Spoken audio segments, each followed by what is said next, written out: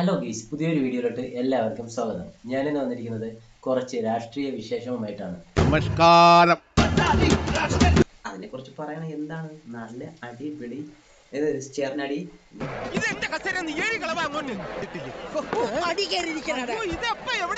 ഇപ്പോൾ നടക്കുന്ന കാര്യങ്ങൾ അങ്ങനെയൊക്കെയാണ്. കാരണം ഇലക്ഷന് മുമ്പേ വിചാരിച്ചു കമ്മ്യൂണിസ്റ്റും കോൺഗ്രസും ആണ് പോരാട്ടം വന്ന്.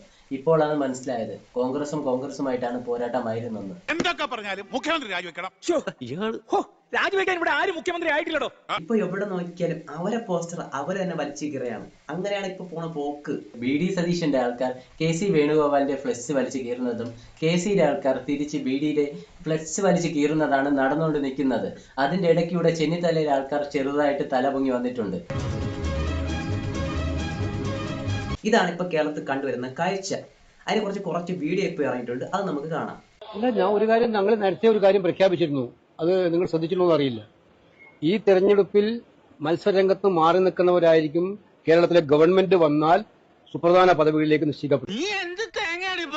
എനിക്കൊന്നും മനസ്സിലാവുന്നില്ലല്ലോ. എന്താ ഇവിടെ നടക്കുന്നത്? എന്തെന്ന് എനിക്കും അറിയില്ല. ഈ കൊച്ചുകാലത്ത് എന്തൊക്കെയാ നടക്കുന്നത്? ഒന്നുമില്ല, കുട്ടിക്ക് ഒന്നുമില്ല.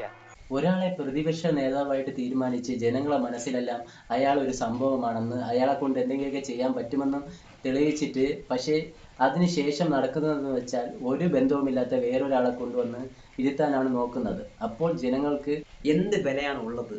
കൈയടിച്ച ആരാധകർ ഇപ്പൊ വിഡ്ഢികളായില്ലേ? ഇപ്പോഴല്ല, എപ്പോഴും അവർ വിഡ്ഢികളാണല്ലോ. കോൺഗ്രസിന്റെ കൂടെയുള്ള ഒരു വില തന്നെ പോയി മാറും. അത്രേ ഉള്ളൂ. ഇതിനെക്കാട്ടിയും പിണറായി ഭരിച്ച മതിയെന്ന് ആൾക്കാരെ വിധി ചെയ്തു. എന്റെ പൊന്നോ വേണ്ട. അങ്ങനെ എനിക്ക് തോന്നുന്നില്ല. അത് കുറച്ച് മോശമായിരുന്നു, നന്നായിട്ട് മോശമായിരുന്നു. മോശം ഇവര് കാണിക്കുന്നത് എന്താണ്? പിന്നെ എന്തായാലും ബാക്കി നമുക്ക് നോക്കാം.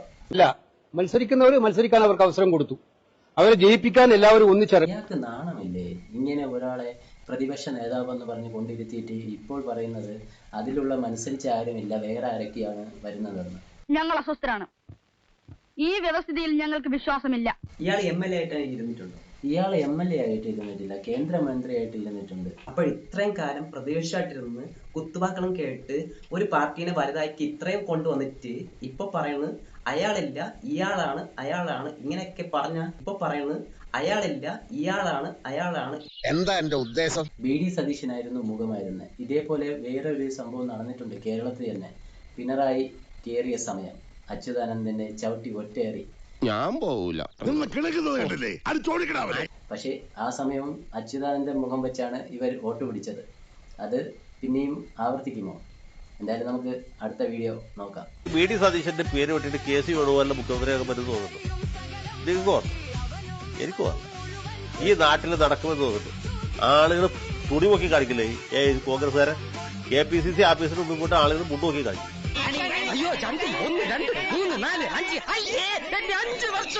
ഇയാള് പറഞ്ഞ വളരെ കറക്റ്റാണ്. കാരണം BD സതീശന്റെ മുഖം വെച്ചാണ് വോട്ട് പിടിച്ചത്. ഇനി വേറൊരാളാക്കുമ്പോൾ ജനങ്ങൾക്ക് പിന്നെ എന്ത് വിലയാണ് കോൺഗ്രസ്സുകാരന്മാര് കൊടുക്കുന്നത്, അല്ലെങ്കിൽ കോൺഗ്രസ് പാർട്ടി കൊടുക്കുന്നത്? വീട്ടില് വിലയില്ലെങ്കിലും നാട്ടില് പുല്ല് വിലയാ. ജനങ്ങളെ ഒരുമാതിരി പൊട്ടന്മാരാക്കുന്ന പ്രവൃത്തിയിലെ കാണിക്കുന്നത്. ജനങ്ങൾ വോട്ടിട്ടത് ഇപ്പൊ വേസ്റ്റ് ആയെന്നാണ് തോന്നുന്നത്. ഇങ്ങനെയൊക്കെ കാണിച്ച ഇവർ സീറ്റിന് വേണ്ടിയാണ് അടിപിടിയാണ്. ഒരാൾ മുഖ്യമന്ത്രിയാണെന്ന് പറഞ്ഞാൽ ഒരാൾ വേറൊരാൾ മുഖ്യമന്ത്രിയാണ്. എന്തുവാ ഇത്?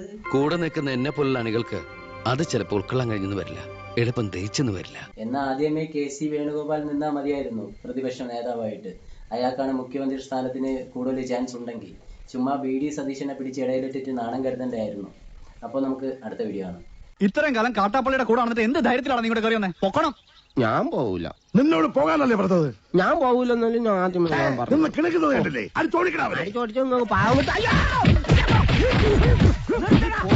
ഇതല്ല പഞ്ചായത്ത് പട്ടികൾക്ക് എല്ലാം കഷണം കിട്ടിയമാതിരി ഒരുമിച്ചല്ല കടിച്ചു പറിക്കുന്നത്. ചെന്നിത്തലയും അങ്ങനെ കളിയാക്കേണ്ട ഒരു വ്യക്തിയൊന്നുമില്ല. അങ്ങേരും കുറെ വട്ടം MLA ആയിട്ട് ഇരുന്നിട്ടുണ്ട്, കേന്ദ്രമന്ത്രിയായിട്ട് ഇരുന്നിട്ടുണ്ട്. പക്ഷെ ഇപ്പം ചാൻസ് കുറവാണ്. എന്നാലും നല്ല പ്രവൃത്തി പരിചയമുണ്ട്. അതാണ് ഖദറിന്റെ ഗുണം. സ്ഥാനങ്ങൾ ഇങ്ങനെ കിട്ടിക്കൊണ്ടേയിരിക്കും. ഒരു കാര്യമില്ല. അതൊക്കെ ശരിയാണ്. ഇവർക്കെല്ലാവർക്കും ഇതിനുള്ള ഭാവിയുള്ള ആൾക്കാരാണ് ഇതെല്ലാവരും. പക്ഷെ ഈ ട്രോളൊക്കെ കാണുമ്പോൾ ജനങ്ങൾക്ക് ചിരിയായി വരും. അങ്ങനത്തെയാണ് ഇങ്ങനെ കാണിക്കുന്നത്. അങ്ങോട്ടും ഇങ്ങോട്ടും അടിപിടിക്കുമ്പോൾ തന്നെ ഈ ജനങ്ങൾ വോട്ടിട്ട് കൊടുത്ത ആൾക്കാർക്ക് ഒരു മടുപ്പേ വരും. അതിൽ ഞാൻ ഇന്ന് ഖേദിക്കുന്നു. അടിവെക്കുന്ന കണ്ടില്ലേ നിങ്ങൾക്ക് മടുപ്പ് തോന്നുന്നത്? ഇനി വേറൊരു കാര്യം കാണിച്ചു തരാം. സ്നേഹപ്രകടനം കൂടിയാലും പ്രശ്നമാണെന്ന് ഉള്ള ഒരു വീഡിയോ ഉണ്ട്. അപ്പോൾ നമുക്ക് ആ വീഡിയോ കാണാം.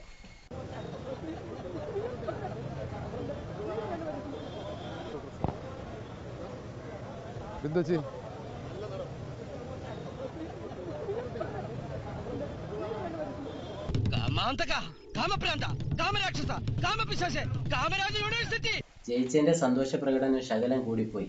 ഇപ്പോൾ ആളെ പേരിൽ കേസെടുത്തിട്ടുണ്ടെന്ന് അറിഞ്ഞത്.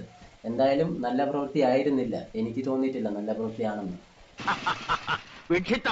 എനിക്കതൊരു തോന്നലില്ല. ഈ മനുഷ്യൻ എല്ലാവരും ഇങ്ങനെ ഷേക്കൻ കൊടുക്കും. ഈ ചെറിയൻ എന്ന് പറഞ്ഞ മനുഷ്യൻ എല്ലാവർക്കും ആണായാലും പെണ്ണായാലും ഒരേപോലെയാണ് കാണുന്നത്. ഈ ട്രോളൊക്കെ വരുന്നത് സ്വാഭാവികമായിട്ട് വരും. ഇത് ട്രോളിന് വേണ്ടി ആൾക്കാർ കാത്തിരിക്കും. അപ്പൊ ഇങ്ങനെ ഒരു കണ്ടന്റ് വരും, അത് ട്രോളാവും. അവന്റെ മാസ്റ്റർ പീസാണ്, അതിൽ കൈവെക്കാൻ ആരെയും അനുവദിക്കില്ല. എനിക്ക് അങ്ങനെയല്ല തോന്നുന്നത്. സ്ത്രീകളോട് പെരുമാറുമ്പം കുറച്ചും കൂടെ മാന്യത കാണിക്കാം. കാരണം അയാൾ ഒരു നേതാവാണ്. നേതാവിന്റെ ഒരു നിലവാരത്തിൽ അയാൾ എപ്പോഴും പെരുമാറേണ്ട ആവശ്യമാണ്. നീ പറഞ്ഞില്ല, അതെനിക്ക് യോജിക്കാൻ പറ്റില്ല. എന്ന് വെച്ചാൽ അയാള് ഇങ്ങനെ ജയിച്ചു. ഈ സ്ത്രീ ആദ്യമായിട്ടാണ് ഇങ്ങനെ ഈ MLA ആയിട്ട് ജയിക്കുന്നത്. അപ്പൊ ആ സന്തോഷവും പിന്നെ ഇത്രയും സീറ്റ് കിട്ടി ആ സന്തോഷമാണ് കാണിച്ചത്. ഇപ്പോൾ കേരളത്തിൽ ഇതൊക്കെയാണ് നടന്നുകൊണ്ട് നിൽക്കുന്നത്. കുറച്ചു ദിവസത്തിന് മുമ്പേ ചക്കയായിരുന്നു സോഷ്യൽ മീഡിയ തൂക്കിയത്. ഇപ്പോൾ സോഷ്യൽ മീഡിയക്ക് ഏറ്റവും ഇഷ്ടം കോൺഗ്രസ് ആയി മാറിയിട്ടുണ്ട്. അതിന് കാരണം ഇവരെ കടിപിടി. അപ്പോൾ ഇത് എന്നൊക്കെ തീരുമെന്ന് ഒരു പ്രതീക്ഷയുമില്ല. ഈ മുഖ്യമന്ത്രി ആരായാലും കേരളം എന്തായാലും ഒന്ന് കത്തുമെന്നാ തോന്നുന്നത്. അപ്പോൾ നമുക്ക് പിന്നെ കാണാം.